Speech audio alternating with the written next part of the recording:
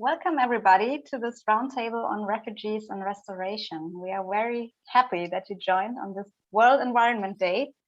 And it is a Saturday, but a lot of people joined us here to think about the future, learn from practitioners, discuss solutions. And yeah, thank you very much already for this. So my name is Teucher. I will be facilitating this roundtable, and I'm very, very grateful that all followed the invitation to this roundtable. Why? Because globally there are about 79 million forcibly displaced people, including refugees. And more than 75% of Earth's land areas are substantially degraded. And this undermines the well-being of almost half of the world's population. And the annual costs of land degradation are more than 230 billion US dollars. But the thing is, there is hope.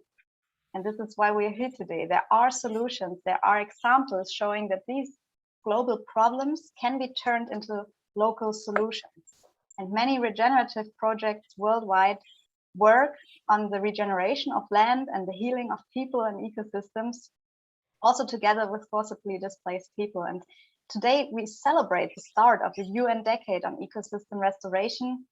So what if we use this momentum to bring the nature-based and people-centered solution into the spotlight and let them multiply, pollinate others, and scale the positive impact? And it's not about newness, but nurturing what is there already, because there are already a lot of good examples there. So this is an exploration, a discovery, and we want to strengthen the root system of a resilient society.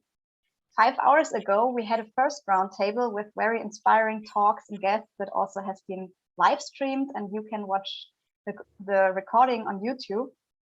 I would say it's definitely worth it, and I can highly recommend it. There were also a lot of good ideas and projects from the speakers, but also shared in the chat. So in this roundtable here today, we have inspiring guests who will share their experiences with us too. It's Natalie Meyer from Movement on the Ground. It's Alham Al-Abadi from Bayuda Village. It's Noah Ssempijja from YICE in Uganda, John Dilu from Ecosystem Restoration Camps, and Meyer from the European Bank for Reconstruction and Development. I will introduce them in more detail later to you. And yeah, so you can see our agenda today is very delicious and rich, but we only have 1.5 hours. And this is why I kindly ask all speakers to focus and be brief, and also for chat participants to not be disappointed if not all the questions can be addressed. Yeah, and for the speakers, so if you exceed the time frame, you might hear some nature sounds like birds singing, kindly asking you to come to the end. But first, we would like to know more about you, the participants. So please share with us in the chat already, where are you right now? So everyone joining us in Zoom or in YouTube, where are you right now?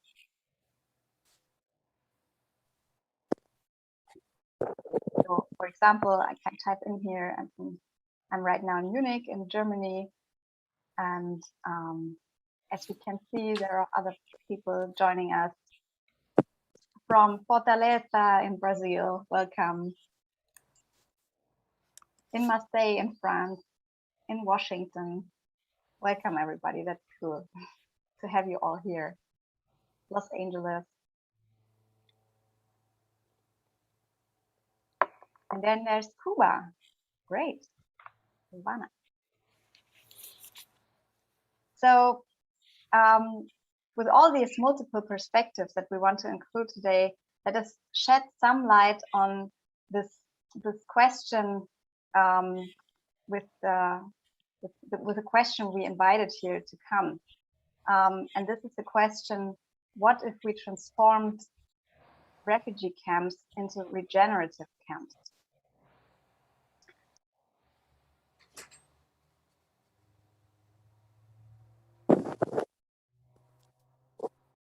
So what are regenerative practices? I think this is the most important thing to understand in the first place, because ecosystem land restoration is when you improve the soil fertility, the water cycle, and the local climate with regenerative practices, just like permaculture, agroecology, agroforestry, holistic grazing, and other techniques. And you literally plant the seeds for a healthy future of people, because you strengthen ecosystem services like food production, clean water and air, cooling and shade, natural building material, and much more. So it can be large scale or small scale, but observations show that the small scale projects tend to lay more focus on empowering people and building local resilience. So if we unfold this potential in the refugee context, multiple benefits can arise for people who are forcibly displaced, as well as for the local citizens, the host countries, and the global community. So far, we can observe 5 points, and I will go deeper into them in this talk. So restoration with refugee has a great potential, and there are good examples with knowledge, with experience that already exist, but obstacles hinder them being implemented large scale. So learning from each other can help to overcome the constraints, and this is what we want to do in this roundtable. So next steps is, this is also the question of this roundtable. We will find out during the next 1.5 hours, but also we will bring in concrete ideas. But first, let's look at the benefits and the potential of ecosystem restoration in refugee camps. There are a lot of benefits. It has a strong potential for global goals, for refugee camps and the regions. It contributes to all 17 development goals, like no hunger, by providing nutritious food, reducing climate change, strengthening biodiversity, and building peace. So in the UN decade on ecosystem restoration, starting today, scientific evidence shows that the restoration of degraded ecosystems by 2030 could generate an additional value of $9 trillion in ecosystem services and remove 13 to 26 gigatons of CO2 equivalent from the atmosphere. So globally, the benefits obtained from ecosystem restoration exceed the costs of the investment tenfold. But what if, in addition, everyone in the world, even possibly people, can contribute to reach these goals? Not only will ecosystem restoration have a positive economic effect on the global economy or on CO2 sequestration, but the most important thing is it can benefit the people. So people flee from droughts, hunger, and war, and they generate enormous forces to find better living conditions. And normally a refugee camp is seen as a stopover, but the onward journey is risky, costly, and hard, and a lot of people will never leave the camp again. So they are stuck. There is no back and forth. But the potential lays in the wide overlap of what refugees need and what regenerative practices can provide. It restores lands, water, soils, and health using collective intelligence. People can feed themselves with healthy food. It creates compost for good soil, leading from scarce resources to circular economy, with trees for shade and protection from the sun, shelter and housing with natural building materials, schooling and education with a holistic approach, regenerative energy supply for electricity, cooking and heating, job training, employment opportunities, and economic integration, and improved health, well-being, and even trauma therapy, because gardening, restoring, community building, all this supports the mental healing. So restoring the earth you're living in can be so empowering, satisfying, and gives direction.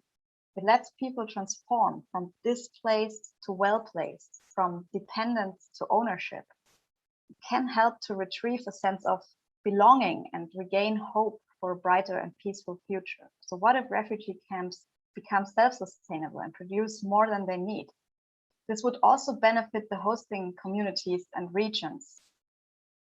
Because until now, the current problem is that hosting countries suffer from land degradation, conflicts, and resource needs for their own people and for the people in the refugee camps. And in permaculture, we say that the problem is the solution. So the potential solution can be that ecosystem restoration can halt and reverse these high levels of land degradation and soil erosion that are often associated with refugee camps, because they can restore degraded land into productive landscape, contribute to food security, to energy supply, to community development, and combat climate change. So by restoring the soil, the water, the forest, they can contribute on site to disaster relief, peace building, and improve the resource management, and thus support a way to go from short-term emergency aid to long-term positive impact. So what if refugees can leave their host country in a better state than when they arrived? And the good news is that this is new. There are a lot of good examples for regenerative practices in refugee camps that already exist. And some of them we have in our roundtables today, like, for example, Lemon Tree Trust, Bayuda Village, Movement on the Ground, YICE in Uganda, PermaCulture for Refugees. And there are a lot of pioneer projects also reported from Cameroon, Kenya, Uganda, Rwanda. And this is a list to continue. So more examples and contexts are welcome. So please share the ones you know of in the chat and yeah, get in contact. So we can learn a lot from the experience of these practitioners, but they also report the constraints of restoration work in refugee camps. And we should take this very seriously and shed a light on the problems in order to find out how to tackle them. Because these obstacles prevent regeneration in camps. And among other things, it is the fear of permanence from local authorities, because refugee camps shall be temporary sites, but in reality, camps are not as temporary as intended. The average length of time spent in a camp is 12 years. So governments are afraid that planting leads to permanent residency. And there oftentimes is also a lack of knowledge about restoration and a lack of awareness about the potential also. A second block of constraints is the resource scarcity, as you can imagine, lack of water, seeds, building material, cooking energy solutions, and also the access to markets for the products from regenerative agriculture. And in addition, what is also reported by the organizations that already work on this, there are challenges for education of regenerative practices, like different stakeholder interests, cultural and language diversity, which makes it not so easy to translate, and other things like threat of violence and logistical hurdles for foreigners to go to camps. But fortunately, yeah, we can learn from each other. And this helps overcome these constraints. So thanks to the conversations we already had with projects working on restoration in camps, their observations show what helps and works. And it is things like involvement, so include people with their cultural heritage of gardening, participation, so establish train-the-trainer programs, gardener-to-gardener networks, adaptation, so because every camp is different, so adapt the material, and also every region is different, adapted with the local experts, and yeah, set up good relations with the stakeholders on site, provide translation, for example, interpreters that yeah, that can help to translate the material, and resource management with regenerative principles like water catchment, use of local seeds, and so on. And for sure, there's also the question of funding. And it's important to think long-term and leave financial resources for the continuation of programs. So, for example, in our last roundtable, Rosemary Morrow from PermaCulture for Refugees reported that they leave $10,000 in each camp so that the permaculture project can go on. And in this roundtable here, we will complement this list with the insights from practitioners. So now the purpose of today's event is to talk about the obstacles and solutions. And after the event, what we can do if this turns out as a good idea for meeting the needs that are here today, we can develop an adaptable living guideline for all interested people and organizations to use. Today's questions are: why are regenerative practices a good idea? What is needed to establish them in refugee camps, and how can projects multiply, speed up, and scale. So in the midterm, we can set up after this event a working group, for example, for developing a guideline or a platform on regenerative camps, but always with a link to the practice projects, because it's good to have a theory, yeah, but also to have this implemented in practical projects and applied and tested. And we will follow up in different events for sure in autumn to follow up with this. So if you feel inspired by the vision and today's insight, if you can imagine to contribute to the development of the guidelines or implement a practice project, or you say, hey, I can support in organizing the next events, please get in contact, whether with me or support the projects presented today. It's all about networking and bringing the good ideas together. And so today we will focus on these 3 key questions here. And we have very experienced people with us sharing their perspectives on these questions. And our first speaker in this roundtable is Natalie Meyer, which I want to introduce to you, because she is working for movement on the ground. She is the marketing and communications manager of Movement on the Ground, an organization with a fixed presence on the Greek islands, responding to the humanitarian crisis there. And Natalie is responsible for generating awareness to the current refugee situation in Greece, and also for this concept of transforming refugee hotspots into safe, healing, and dignified environments. So we want to hear from you, Natalie, what you need in order to scale your project, and also what works well from your perspective. So a very warm welcome. Thank you that you're here. Thank you so much, Tina, for the introduction, and really honored to be a part of this event today. A happy World Environment Day to everyone. I think this is a fantastic opportunity for a broad range of different people working for different organizations coming together on this incredibly important topic that impacts not just the environment, but also people in the context of this situation, refugees.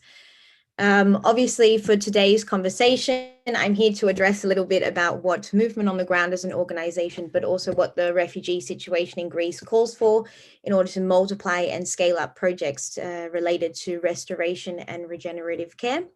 But firstly, before we dive into that, I thought it'd be good to give a bit of a recap into who Movement on the Ground is, our mission and vision, and a little bit about some of the projects that we've been running in Greece over the past couple of years.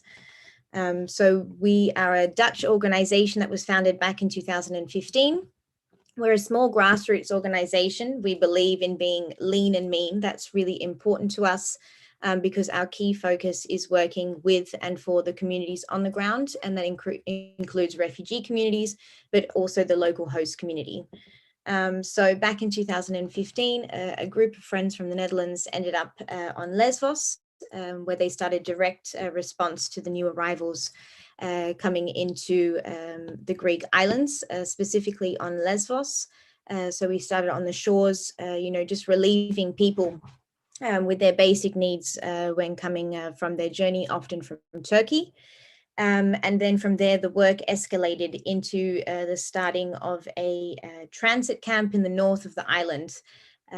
What we were seeing when it came to humanitarian aid on Lesbos specifically was gaps when it comes to kind of conversations with and for refugees and new arrivals, and how do we address those immediate needs.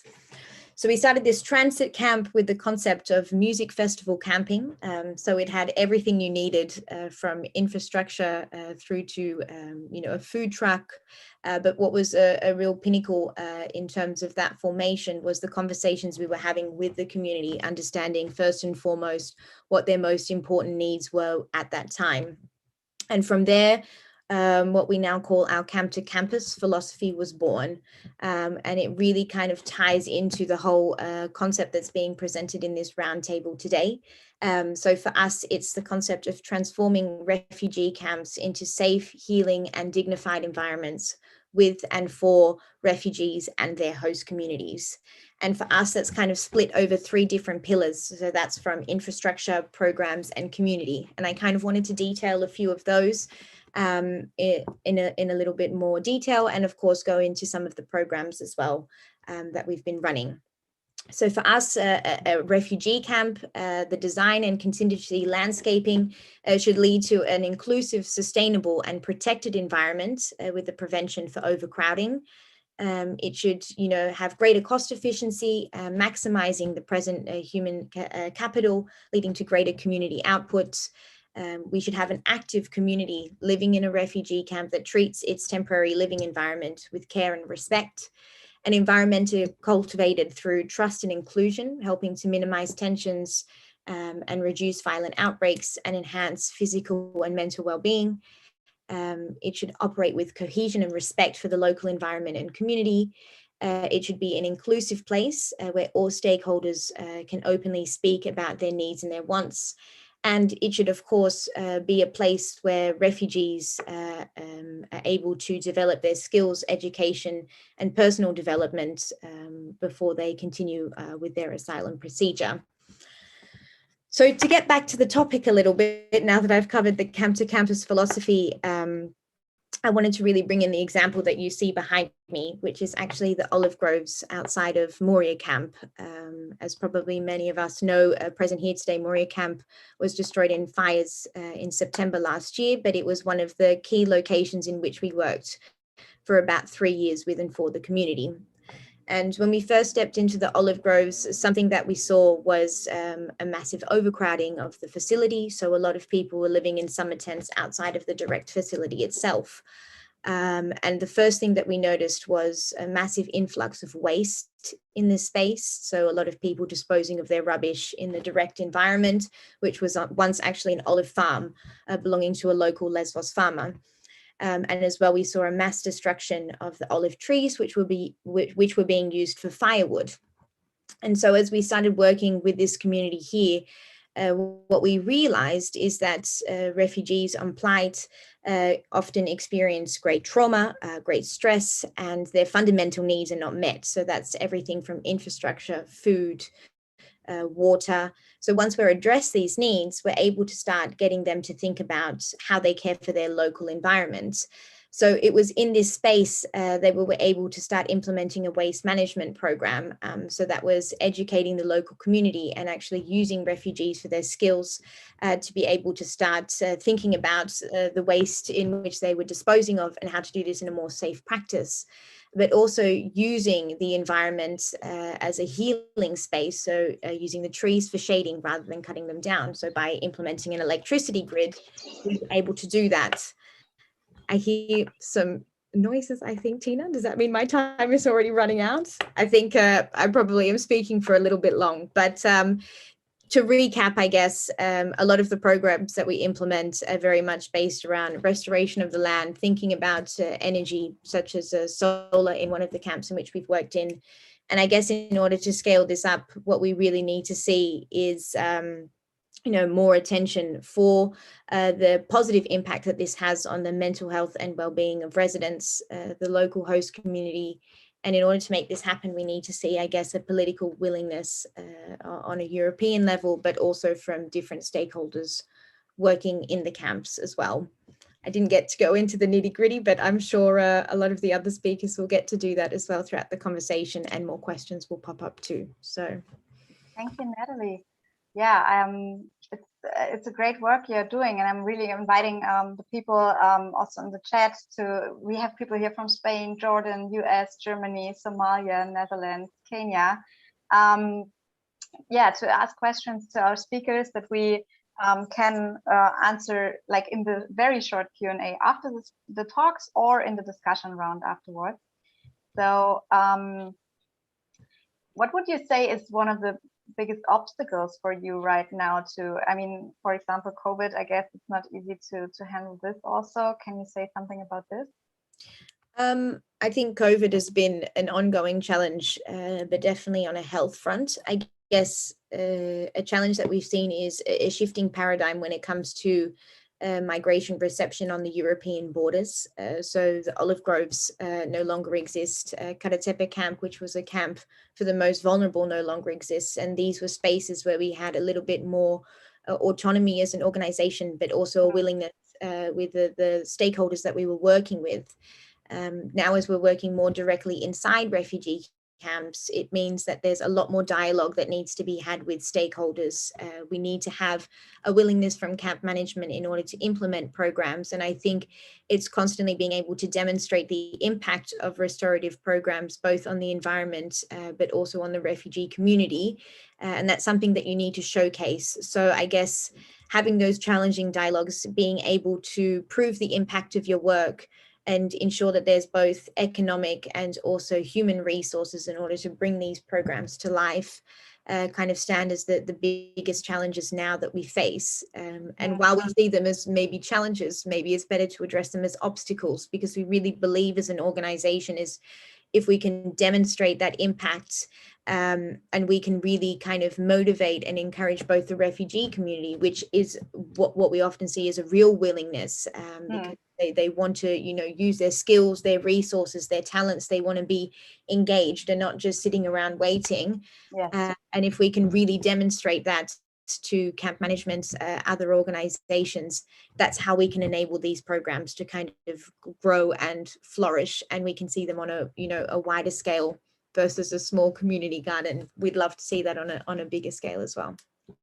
Thank you so much, Natalie, and hopefully talking to you in the discussion round later on. Thank you so far. Our next speaker I would like to present to you is actually Noah Ssempijja. He is the founder and director of the Youth Initiative for Community Empowerment. It's YICE in Uganda, and he has raised the incomes of hundreds of smallholder farmers by 20% and boosted their food production by about 100% since he founded this organization. And his enterprise won multiple awards, and he's also refugee program coordinator of Opportunity International in Uganda. And we are very happy that you're here with us to share your insights also on the question how regenerative practices can empower refugees and how you did it or do it in YICE. Welcome, Noah.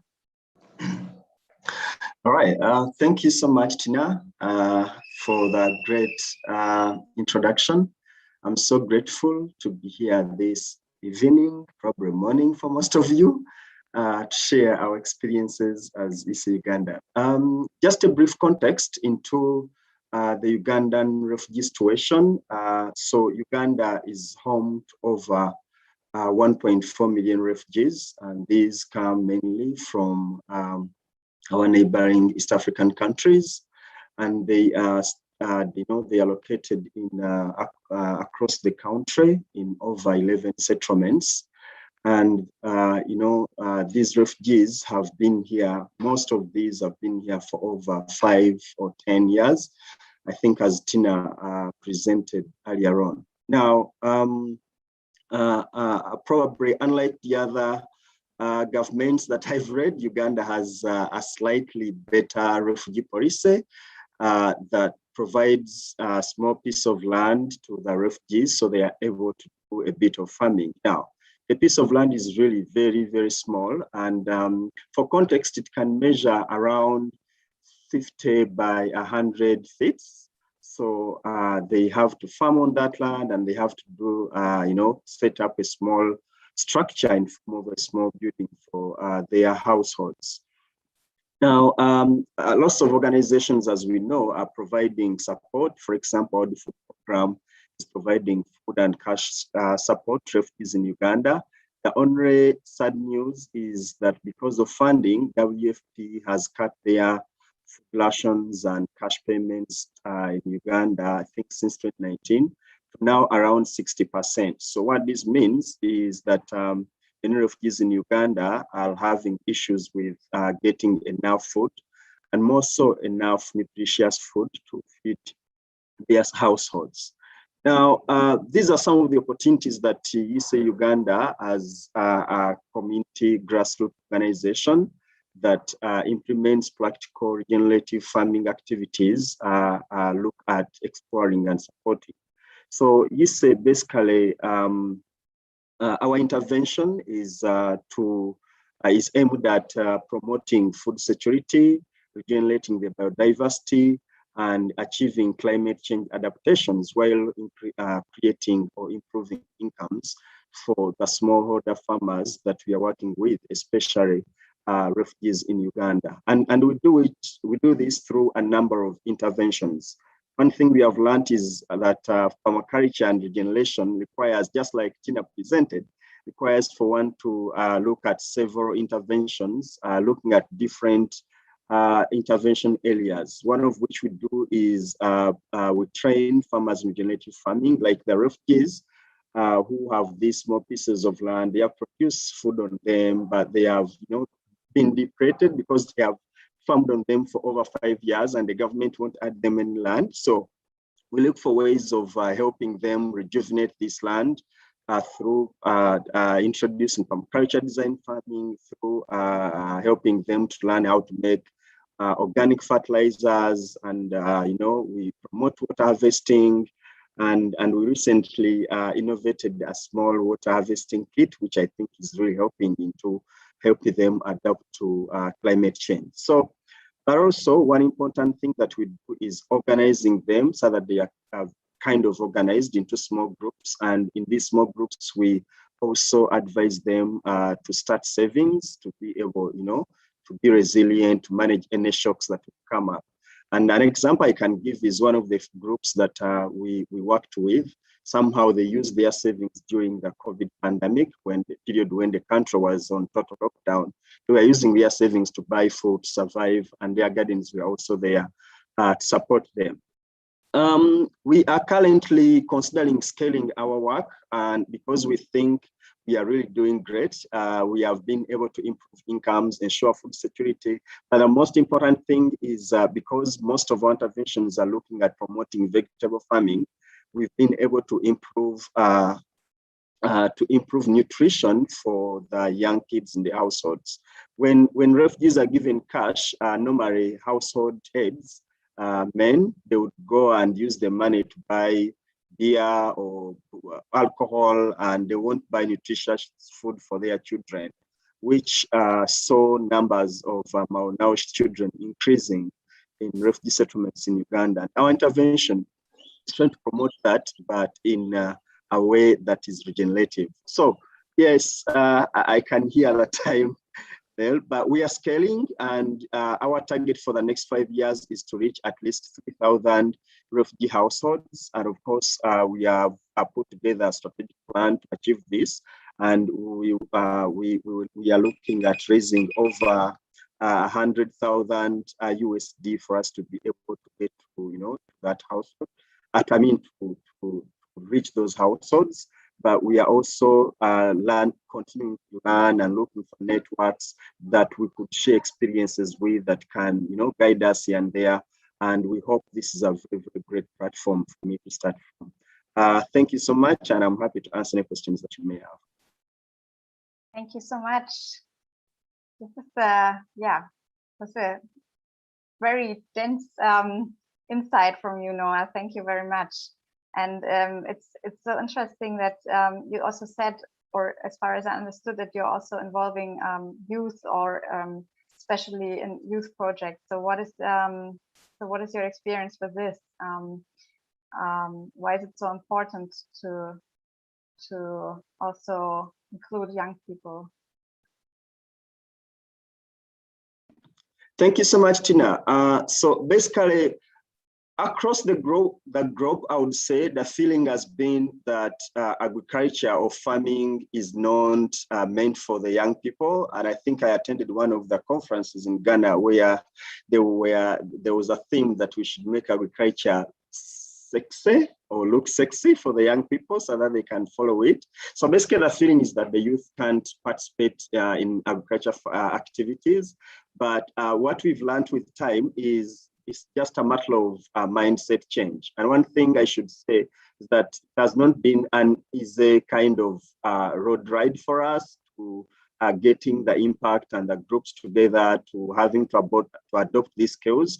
We have had to invest a lot in true mindset change, trying to teach the young people that you can also participate in farming and you can help your household benefit. Some of the households we are working with have really young people and very, very old people who can't even farm. So we try to make sure that we motivate the young people to do farming on behalf of the old people and for them to get food. And we have seen this changing. Interestingly, is most of our, most of the groups we have are having a combination of young people and the old, and you find young people really very, very interested in what we are doing. But also the approach of regenerative farming is really is interesting because they get to learn the different farming designs. You don't need to have a huge piece of land to create impact, and this is what mainly young people want to do. And we want to continue doing this by embedding in bit of technology, disseminating agriculture information, using smartphones, WhatsApp, things like those that we feel would really motivate more of them. Yeah. I can literally imagine you motivating the young people, Noah. Thank you so much for your insights and also. I'm a young person myself. Yeah, I mean, yeah, this is it. We have to empower this. Thank you so much, and see you in the discussion later on.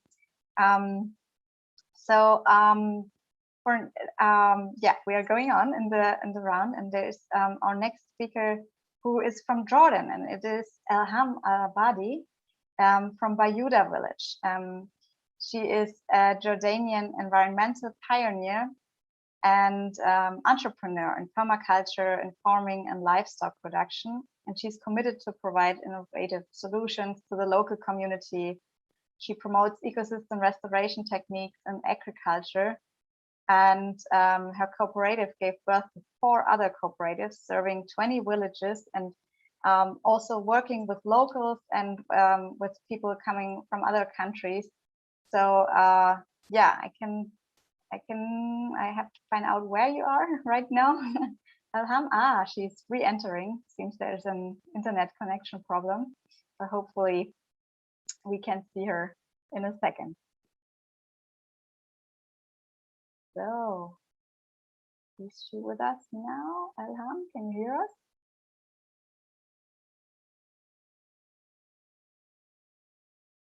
Here we go.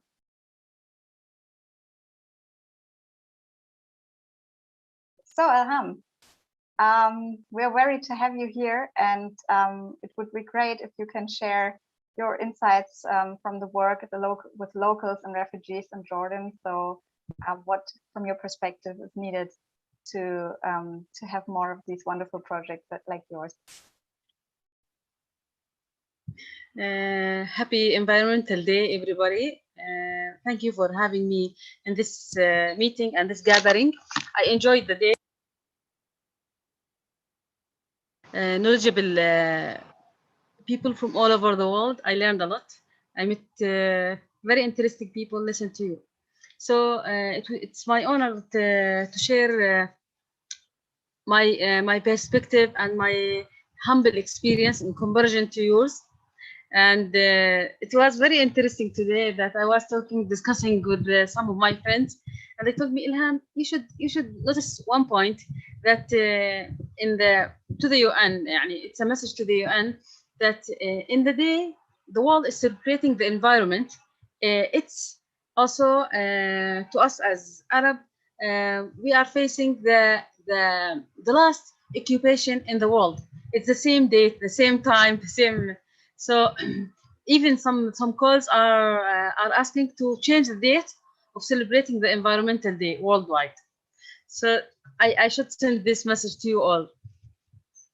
So working with environment and permaculture, and working with John Leo, meeting Tina and Murray Gamble and PermaCulture magazine, meeting all those friends from all over the world gave me the power to continue my path and continue this very slow and very different life commitment I choose in my life. Working with the farmers, working with the refugees, working with the youth, raising the awareness toward environment. Everyone is looking for economical opportunity, either by the fast opportunity selling their land, or this agricultural practices that makes huge yields, quick cash money, without considering the soil, the water restoration, or water harvesting. In Bayuda village, we are lucky to work with the farmers who have this knowledge and who gained this knowledge through centuries, and been keeping this knowledge and inherited to us. So those farmers who taught me and gave me the power to continue, and they are my teachers in this life. One of the good examples of working with the refugees was in Jarash refugee camp, where we were doing rooftop gardens, raised beds, and any chance to grow even one plant in their very own space. So this was very special experience, and it gave me the chance to learn how much they have knowledge, and how much it's like theoretical knowledge they need to implement. They need the chance and the land to start implementing, and this is it. Some of them, they are working with Jordanian farmers outside the refugees camps. Jordan is one of the highest percentage hosting percentage refugees in the world, with the water shortage, with the geopolitical situation, with many circumstances facing Jordan. I think working in restoration and transferring the refugee camps into restoration camp is a huge potential. It's very important work in Jordan. I can imagine having, instead of calling it refugee camps, oasis in the desert, or paradise, or green hubs all over the country. And this is how I imagine it, and I'm passionate about it. And we can make it true if we start working together.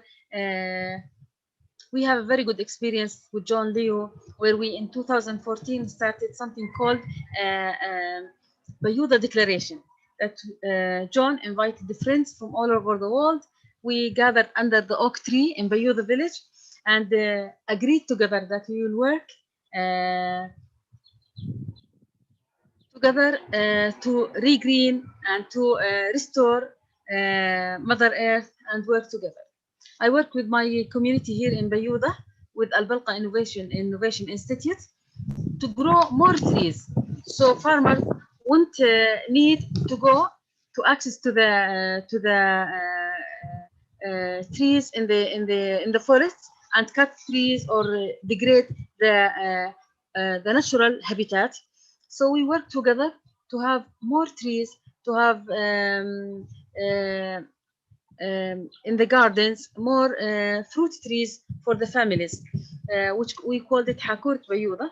We managed to grow almost 10,000 fruit trees, 15,000 medicinal plants like za'atar, rosemary, lavender. We work with a small-scale youth, engage the youth by giving them the chance to redesign, restore a small piece of land they own with their families to grow more trees. Yes. Thank you, Alham, so far for your insight. Really appreciate having you here and sharing this knowledge and all that you're doing. Yeah. So, but as I already said, sometimes the birds are calling. This is why we have to interrupt here. And I think there is, a lot of things we can discuss also maybe in the discussion round then. So thank you very much so far. So there is a question coming up: what ideas can be offered on how to successfully engage with local authorities and policymakers on this concept? So maybe you can briefly answer on this, Alham.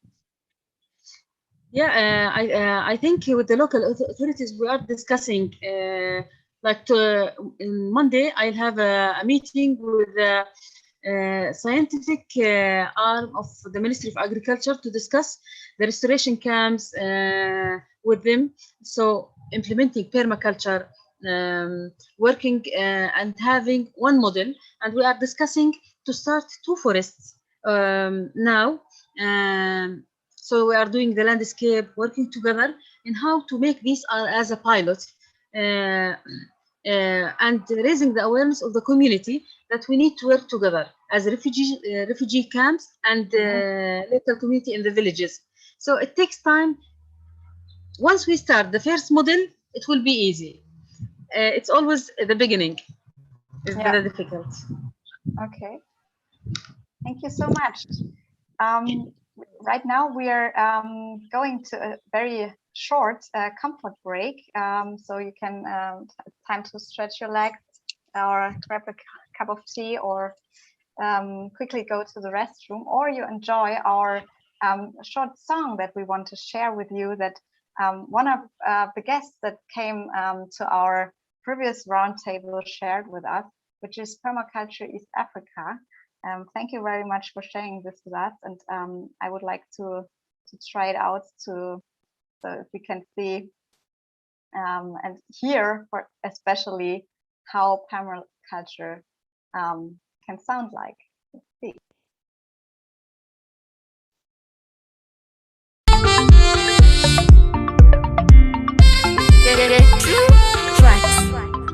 Maji machafu tusinywe tena, misitu tusiende tena. PermaCulture imeleta njia fupi kwa kurahisisha maisha, kama vile kutengeneza makala na mengi tumeyajua. PermaCulture imetufundisha tukipanda mboga tusiweke kemikali, afya zetu ziwe sawa, mboga tusiweke dawa, mazingira yawe sawa salama. Angalia watoto wanatumia mboga, pia maji masafi, afya zao ni nzuri. Thank you PermaCulture kuleta mambo mapya hapa kwetu Chaka, tunashukuru. We say thank you PermaCulture, we say thank you. God bless you PermaCulture, we love you. You've made our life so easy. Now we're doing pure wood, we use no comedy charcoal. Vegetables our food. Millions of lives are endangered because of the waste that we produce every day. Hundreds of children are dying of cholera brought by these wastes. But we get a clean environment, care for our nature by reusing and recycling all the waste into new materials. We clean our towns, villages and homes, and we make life cooler every day because of PermaCulture. PermaCulture is the hope of the humanity. It's the way that leads us to a better future. PermaCulture makara yawe turayashima, na muntu kijya mwisamba gushaka inkwi, wadufashije kugabanya ihungabana ry'ikirere, turacana iwacu twatandukanye n'imyotsi. Urubyiruko narwo reka tugushime, twahuguwe byinshi Chaka turashima, waduhaye aho twidagadurira, tubona ibyo gukora nidufite umwanya wo guta. We say thank you PermaCulture, we say thank you. God bless you PermaCulture, we love you. Our life so easy, now we're doing pure wood, we use no comedy charcoal. Vegetables our food. We send our sincere thanks to the PermaCulture Education Institute, Perma Youth, Morag Gambo, teacher Bemuriki, who teaches PermaCulture in East African refugee camps. Roland Asima. We say thank you PermaCulture.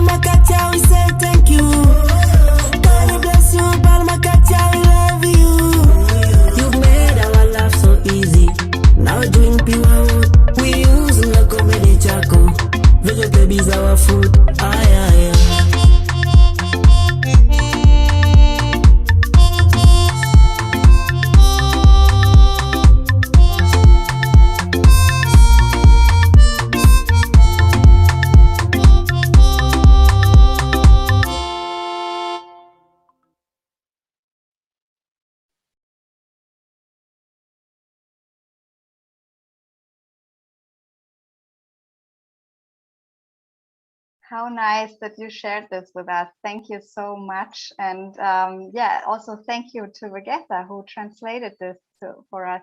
She said they are saying permaculture has brought them clean water, fresh food, no chemicals. They are happy and love permaculture. And they sing in different languages, including Swahili and Rwandese. So there's the song is also on YouTube. So we shared the link in the chat. And now it's time to come back from this short comfort break. And yeah, to welcome our next speaker. But yeah, again, I really want to say thank you also to Bemarik Bisimwa Dusabe, who just shared this wonderful song with us.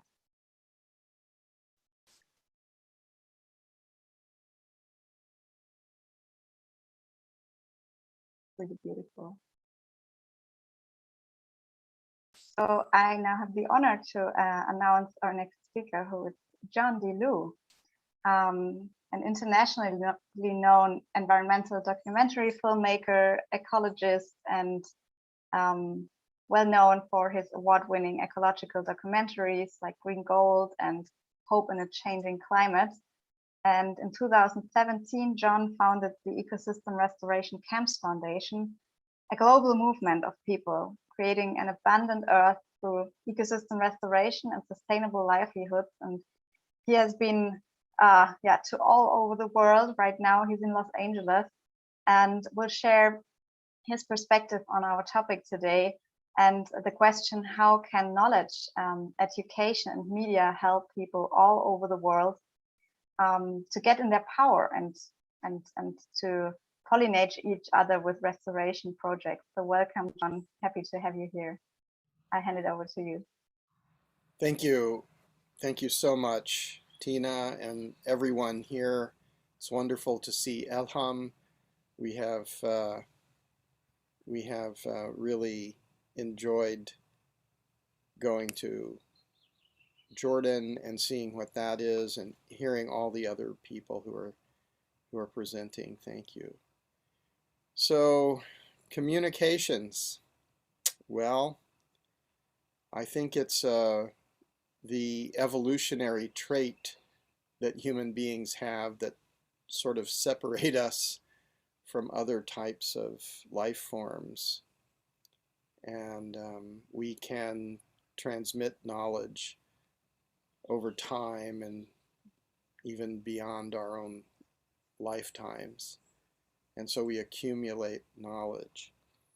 And this knowledge is growing, and ecosystem restoration represents something which is, I think, the next step in human evolution and understanding, because our societies have been built on selfishness and on extraction and buying and selling things. And we need to realize that the true value on the earth is in the earth's systems, which created, constantly filter, and continuously renew the oxygenated atmosphere, water systems. Somebody else has got their audio on. It's Alham, yeah. And the fertile soils and the amazing biodiversity. So it's critical that this kind of understanding becomes the central intention of human civilization at this time, because we face so many problems. And we have to ask the question, why are there so many refugees? Not just address the questions of how do we deal with the infrastructure to take care of refugees, but to ask, what about peace? What about human rights? What about justice? And so we're at a turning point as we come together with the refugee populations and the people who are dealing with this.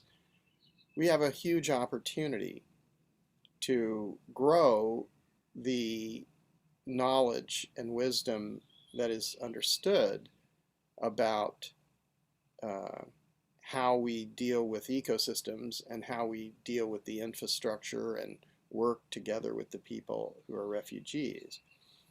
So that body of knowledge continues to grow. Translation of this materials so that they're available to everyone, making them freely available to everyone. So it's growing a collection of reference materials, but it's also monitoring and assessing, because when we can see exactly how much we can lower the surface temperatures, how much we can infiltrate and retain moisture, and how much we can propagate and plant out and restore the biodiversity using and together with people who are the most vulnerable in the world, then gradually we see that the interests of all are exactly the same. That it's not just the host countries are superior to refugees, we're all the same. There's no us and them, there's just us. And so this is how we have to approach this problem, I think. And we have some other thoughts about communication. We need to have a profound and nuanced conversation. This is not easy. And so it requires everyone to participate together in this conversation and for all voices to be heard. So it's critical to have this as a continuing conversation. And what we see is that we can't think of it as influencing policy, because in a sense, that's giving up the sovereignty of the individuals and saying that those who make policy are in charge of everyone else. I think what we need to do is to have equal voices and to listen to all the people who are participating, and especially those who are experiencing the problem. So the voices of the refugees are critical in this discussion, not simply expert class or policymakers or scientists. And we're really talking about justice and rights and sovereignty. The other thing that we have to look at is value. So a lot of people are talking about how much does it cost to do this or that and so on and so on. But there's another way of viewing this, because we're sort of saying that the money, the capital that's going into this to address these problems is valuable, but we're denying the value of the people. We're denying the value of the earth systems. So I think the most important part of communications is to get the message right. If we don't ask the right questions and we don't get the message right, then it's very hard for us to come up with the correct solutions to this. So I think this is where I have noticed that over a very long period of time, that now it's almost 3 decades for me working on ecosystem restoration. And what happens is that, like in permaculture, you need to observe. You need to have a time to reflect and consider what is important, rather than grasp at this policy, that policy, this action, that action, but actually relax and sit together with all of the people who are involved and create a collective intelligence. I've been calling this collaborative inquiry for collective intelligence. And I think that what happens when you do this is that basically we all come to the point where we share the same understanding. and then we can really work together effectively. And we're talking about very, very serious problems. When I think about the refugee situation, I hope we can try in certain areas and ring the existing refugee camps with smaller camps of ecosystem restoration camps just surrounding all of these camps. And there we can invite the refugees, because I really feel like we are not strong enough as a movement yet to address the problems in the refugee camps. It's overwhelming. It's overwhelming for all the agencies. It's overwhelming for the refugees themselves. And if we go there and we can't really do much, we're just compounding the problem. Yes. But if we take a small aspect and we work, the permaculture groups that are doing this with creating compost, I think humanure, the idea of working very carefully to deal with sanitation, to deal with water, these are the very, very basic things. And then at the same time, ensure that the refugees themselves are able to speak, and that their voices are heard, and that they're treated with respect and equality. And gradually, as this happens, I think we transform the landscape. We transform the psychological landscape as well as the physical landscape. So those are my thoughts. I think the ultimately we end up changing the economy as well as other things, because we start to realize that the value of ecological function is higher than everything that human beings have ever made and everything that human beings will ever make. And when we do that, then we're at in the ethical thought that, well, all life has value. It's not like there are some people who have less value than others. If anybody's alive and any life form is alive, then it's a representation of all life since the beginning of time. And it can't so be true, John. Thank you. Thank you so much for sharing. And we really invite you in the Zoom chat and in the YouTube chat to ask questions to our speakers, or to share your thoughts on this. Also, if you are, well, wherever you are, whatever you're working on, so that we can, take this into our discussion later on. So far, there's no direct question now, and regarding the time, I would now go to the next speaker, and then we can discuss in the bigger round again. So thank you so much for sharing, John. Thank you. Very good. So yeah, so last but not least, it's Meyer with us.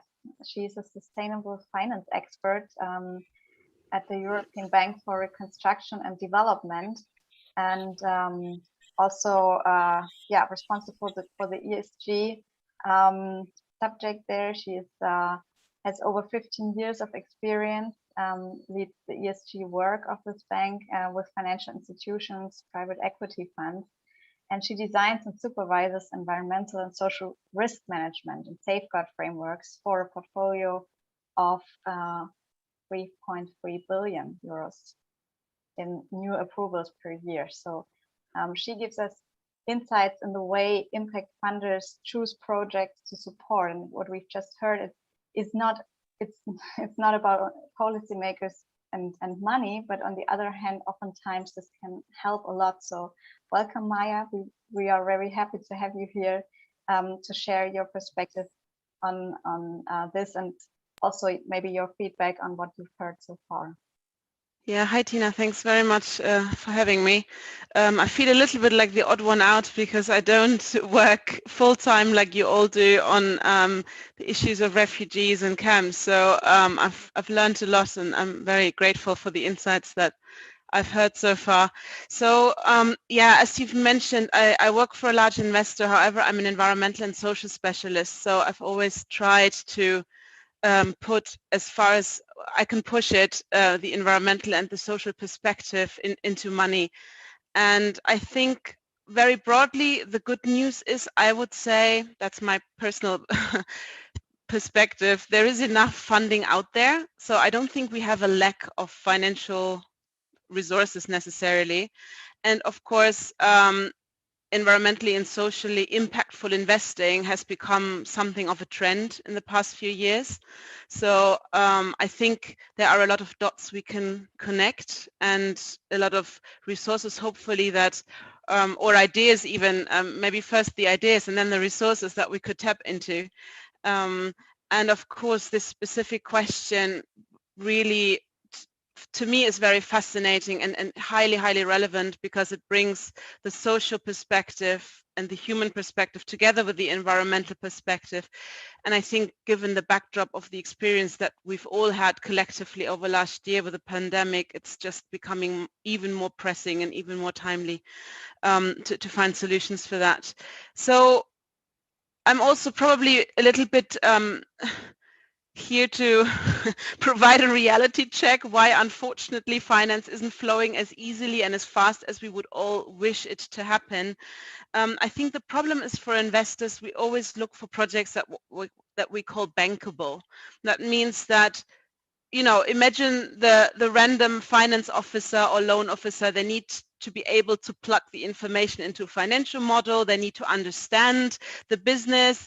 They need to understand the ratios that are applied. They need to understand the business model. And most of all, they need to understand the risks, right? And financing is always about risks. And it's about real risks, but it's also very, very often about perceived risks, or there are risks that we just cannot judge, or that the officer in question cannot really, you know, penetrate and therefore cannot plug it in their financial model, because they just don't know really what they are. So that's often a hurdle to getting financing, and it's particularly a hurdle to getting financing into newer, innovative areas, and even more so areas that have a high social or environmental impact, especially social, because it's so hard to measure, and bankers don't like to finance things they can't measure. Okay, it's unfortunately one of the obstacles I think we need to tackle here, and that's why I really liked what John was alluding to, that we really need to bring all of the information that is out there in different places and in different shapes and forms together and make it usable, because obviously John was referring to it in general, you know, as to the benefit of generally society. But from my perspective, I think that would also be very beneficial to finance, because finance needs data, and the more data we can collect and serve up to finance institutions, that will certainly enable, I think, to unlock finance to flow. Then we have a general problem, right? Our economic system is built in a way that ecosystems, the value of nature, the value of natural capital, the value of human well-being is not priced in, yeah, most of the time. So we don't, the easiest example is the lack of the price on carbon. Everybody understands that, but I think the same applies to, you know, notions of well-being of people, notions of ecosystems, preservation, and so on. It's not easy, and it's actually not part of our financial models. It's as simple as that. It's a massive market failure, in my view. So saying all of those things, it sounds like it's unsolvable, but I'm not that pessimistic. I think we have potential solutions. I think this is a very complex question, because it has a large environmental, it has a large social perspective, and I think we have learned a lot. We need to pull together a lot of things that we've learned. We have a lot of knowledge about microfinance. We have a lot of knowledge about agricultural financing, including to smallhold farmers. We have a lot of knowledge from climate financing about unlocking finance for new ideas, not technologies, and ecologically impactful ideas. And we have a lot of experience from venture capital financing, where we can finance, social startups and these kind of companies. So I think the solution can be in bringing all of these together, finding a few examples, really figuring out a business case, really figuring out a financial model, but also capturing the social value and the environmental value, and then creating a demonstration effect and showing how it can work. And I mean, I don't have the perfect solution ready to throw out here yet, but I think I've picked up so many things from what the other speakers have mentioned that I think in a collective effort, and I think this is another important part of the solution, it requires partnerships, right? I don't think any camp or NGO or bank can probably do this alone. So I love this little sphere that we have here, because precisely it's bringing all of those things together, and I think that's the only way. So yeah, I hope we can maybe try something out, create a demonstration effect, and then further down the line, that is what's needed to scale it up, right? We can only scale up finance if we prove first the concept, and hopefully we can find a way of doing that together. I think it would be fantastic. I'm going to stop here because I'm conscious of time, but of course I have many more thoughts in my head, so maybe we can come to it a bit later. Thank you so much for sharing, Meyer. It's already, a lot of things to think of. And there might be one question that comes immediately up to one's mind when hearing, okay, funders and projects, and many regenerative projects are reported to that they want to grow in their capacity, but they become trapped in a power dynamic with the funders or investors, because the focus then can shift to appeasing the desires of the funders or the investors, rather than expressing what is truly needed in order to grow their regenerative programs. So from your experience, how can this be tackled, Well, I mean, first of all, at least when we finance, stakeholder engagement is the #1 rule. So we need to capture what the people on the ground know is working, and because that makes also total financial sense. It increases, if I learn from the local communities what is working, what are the obstacles, what do they need, what do they want, we can build it in, and that will make my project so much more resilient and therefore much more profitable. So I think first of all, it would be crazy to say that to me it does not make quite sense initially, the idea of that there should be conflicting interests. So maybe you would need to explain that a bit more, what that could mean. But in general, I mean, frankly, yes, of course, we're playing around here with the basic notions of markets, how markets function, and not everybody likes those. But in general, finance institutions are always interested in, growth. So if there is good concepts on how to grow or even change, but therefore make more, efficient and more long-term and more profitable, or even just stronger, more resilient, any economic activity, I think every financier should be delighted. So I'm not quite sure where the conflict could be there.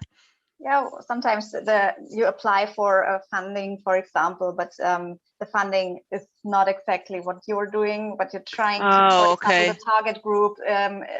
Right now in the development aid, it's a lot of doing it with women, for example. So yeah.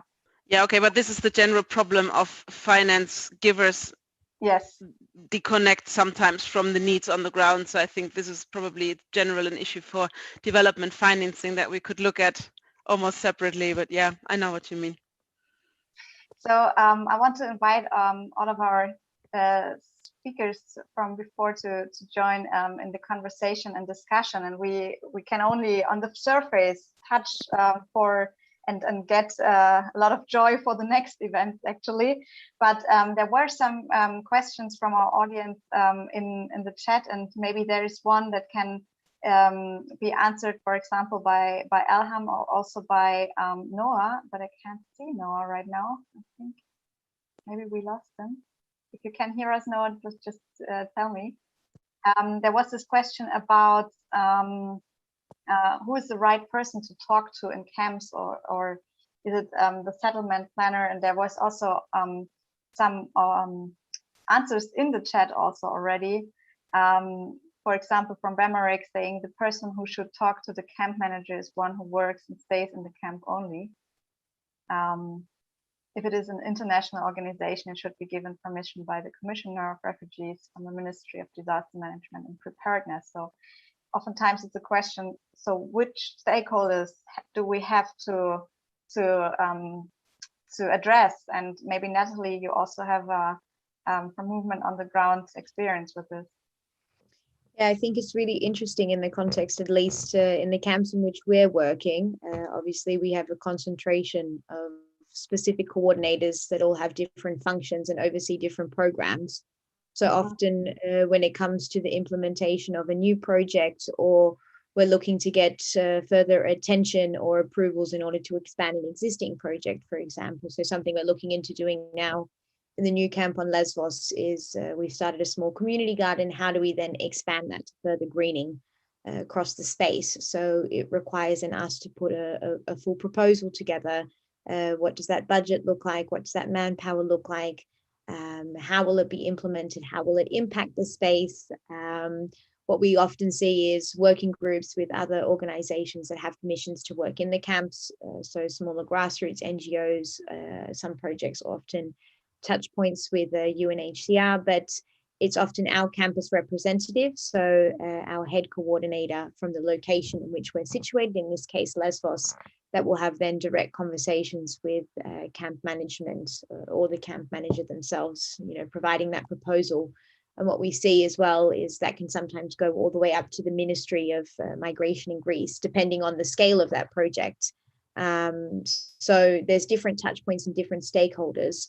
But I think for us, it always starts with, and it was something that John also said, and I think it's been reiterated through the conversation today, is that it often starts with that first dialogue with the community. What do they need first? How can we amplify those voices, and how can we be the enablers and the carriers of that message to then the people that we need the permissions to implement that future project that in the end supports those people. So that's a bit how the structure works from movement side, at least.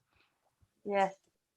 There's another question from a YouTube participant, Antonio, asking, does the European Bank for Reconstruction Development fund small organizations also?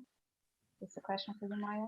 Yeah, mainly indirectly. So we're a lender, so mainly we lend. We don't provide grant funding so much, although we have some grant funding, but it's usually also related to larger investment projects.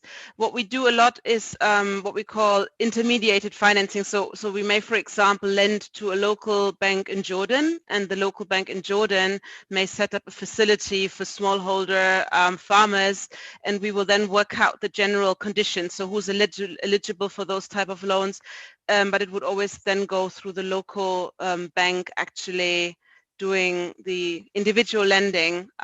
That's A, because they know the local conditions better, and B, because we don't have the capacity. The transaction costs for the small funding is very high. You need a lot of people, so we don't have that capacity. I see, thank you. So Noah is back with us. It's wonderful. There in the earlier roundtable, there was also the question, how do you think the concept of ecosystem restoration fits into the first emergency phase of settlement, or how does this go together? If there's a lack of everything, how can you talk about this long-term perspective? And maybe Noah, you can shed a light on this, because this, well, oftentimes seems a bit, oh, Noah's gone again. Seems the connection is bad. But John, can you say something about this? Waving hands? Well, actually, I wanted to mention that I think this question of value and sovereignty go together, that in some ways people have lost their human rights, and we need to ask, why have they lost their human rights, and how can they get their human rights back? And this question is connected to what is value. And so if the value is in the capital formations, but those capital formations that exist are connected to genocide or slavery or mercantilism over centuries and millennia, then basically they're connected to domination of other people. And that's the reason why people are refugees, because they've lost their lands, they've lost their rights. And so in addressing this, it's not really about blame and retribution. It's about truth and reconciliation, and the need for the people who have lost their rights to regain their rights, and for us to value the earth systems rather than these sort of casino economics. And when we have real value, there can't be anybody who is hungry, there can't be anybody who is homeless or disengaged and separated. So this, I think, is a possibility for this moment. And we have this, what's happening now is also that currencies and economics are being discussed. So we don't have to accept the status quo, just like we don't have to accept degraded landscapes. We can change them. And if we change them and we make them based on ecosystem function and on equal rights for human beings, then we get a completely different result. But if we continue to give away our sovereignty and say that others can decide because in the past they dominated one culture or another and gathered great deals of material wealth to themselves and disenfranchised millions of people, so they should be the ones who choose, I think we're probably on the wrong path. So that means we have to have a very profound and nuanced conversation with all human beings. And the shared intention of human civilization has to change. That's, I think, where we're actually at. I would also like to invite Wegesa, who's with us here, and to join her perspective on this. She's working in Kenya, and maybe you can introduce yourself really quick and share what comes to your mind when you heard our conversation now. Welcome. Yeah, thank you very much, everyone. I just appreciate the way this meeting is going and the insights we are getting from all the participants, Alham, Meyer, Noah, Natalie, and John. And I appreciate so much because I know that degradation is a really, really big problem, especially like here in Kenya and in East Africa, and bringing communities like IDPs and the refugees in the loop is going to help a lot to restore actually the balance in society, because their needs are higher than what nature can offer. So thank you very much, and incorporating actually the local communities living around the camps and the camps themselves, the IDPs, to learn about restoration is key to restore degraded lands. Thank you. Thank you, Wegesa. There's a question from YouTube asking to all speakers who are working on projects, so maybe to Noah, what type of skills are specifically needed? How can I as a student prepare myself to be useful for scaling up these wonderful solutions, or what skills are needed in your opinion? Or is it something, yeah, or something to learn also? Yeah, sure. I think I'll take this. Quite an interesting question. And I'm sorry, my internet is a bit shaky, but I hope everyone can hear me now. Interesting question. Actually, you need a combination of skills.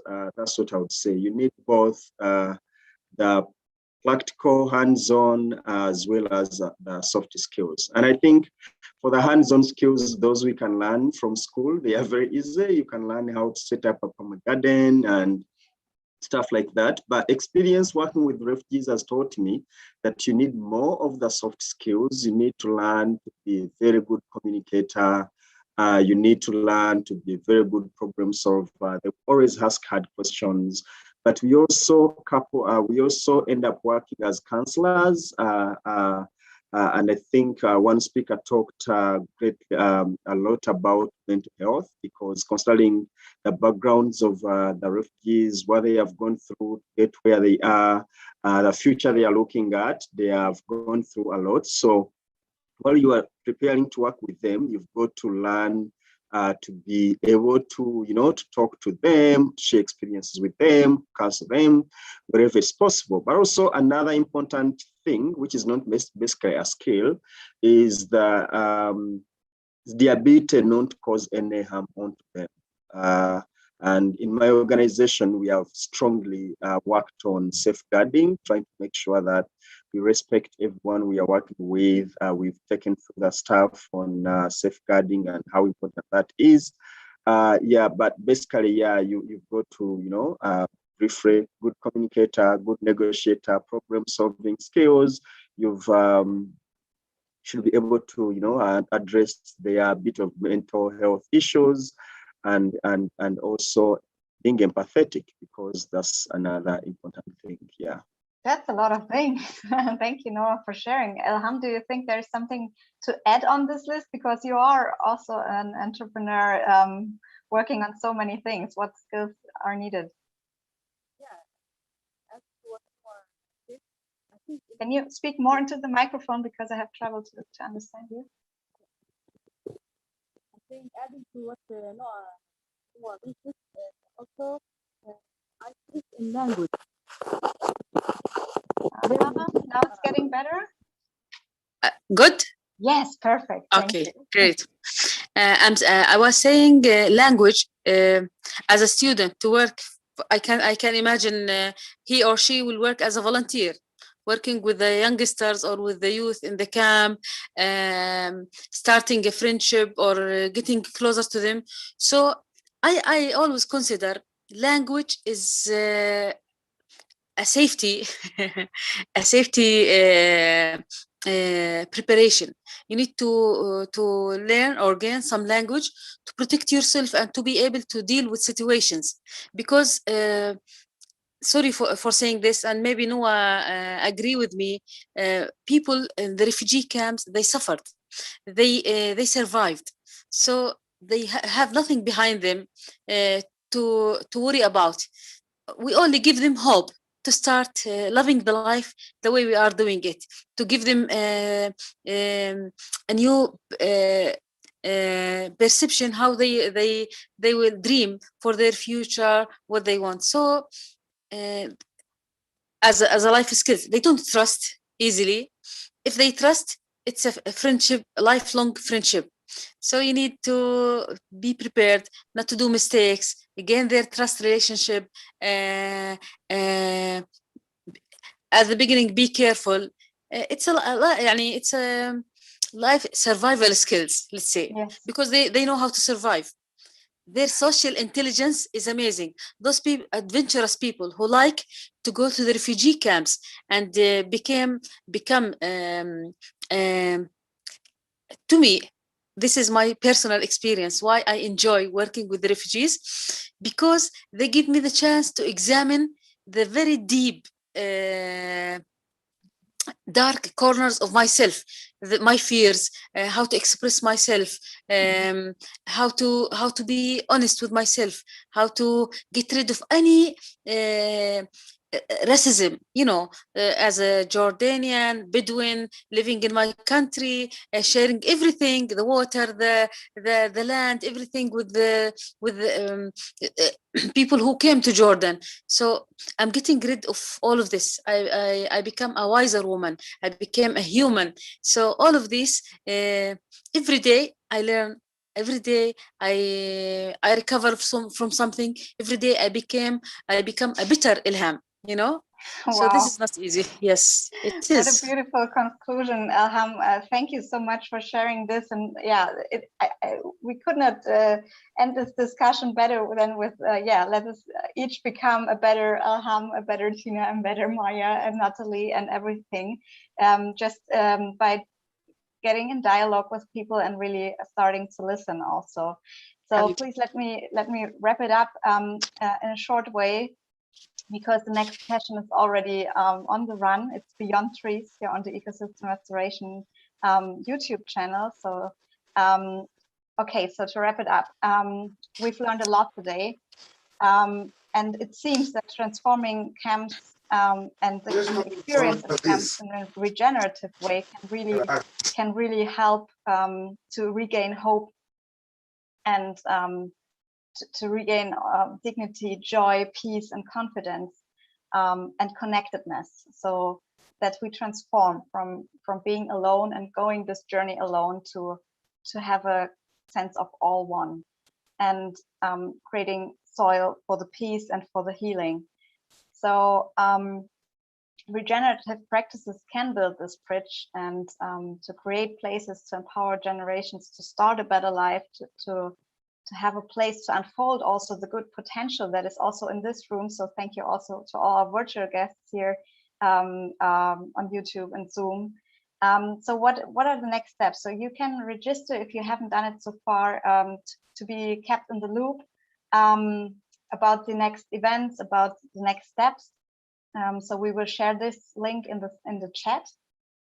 And also we have started to do to document what we've heard today in our 2 sessions. So there is, just to give you a quick overview how it looks like.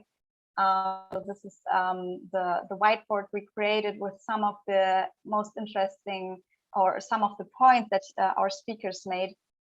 And we will refill this also with a recording. And this recording of this event also is available on the ERC YouTube channel, so that you can dive into this and yeah, find out more later on. So thank you very much for the 2 roundtables, also to the ERC team, the Ecosystem Restoration Camps team, who supported a lot in this and also provided the YouTube channel.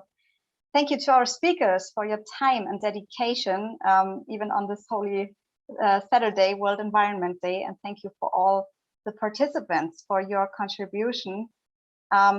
We are very happy to have you with us, and I think this is really what it can go in this direction, to say, okay, there are a lot of things we can do and we have discussed, like, and maybe there's a possibility to set up a working group, work on guidelines or on a platform, really find out what is it that we need next, and join the follow-up events.